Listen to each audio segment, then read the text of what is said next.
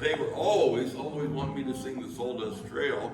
And we know back years ago when I preached the camp meetings, Jim Bob was just little, and Pink, she'd take toys along for him to play with to keep him quiet. And of course back then it was sawdust in these camps, you know. I said, I love playing that song. Yeah. And the preachers would say to me, boy, he got the construction outfit with him. I said, yeah, that'll keep him quiet. I said, he'll be playing in the sawdust.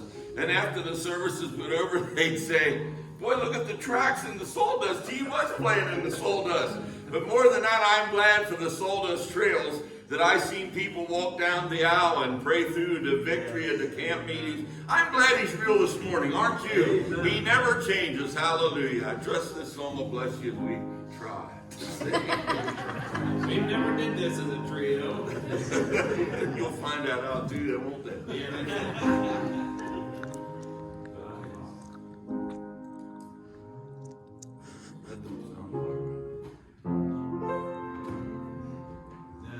That's too low.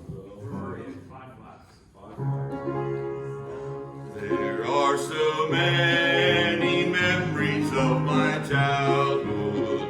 Oh, but there's one that I treasure more than all. It was the time at the old camp meeting, that wonderful day I heard Jesus call down the sawdust trail at the old camp meeting, where the sinners cried, rang with travail, how the fire did fall when the prayer reached heaven at the old camp meeting, down the sawdust trail. I saw my dear old broken-hearted mother, on her knees with her head bowed low in prayer.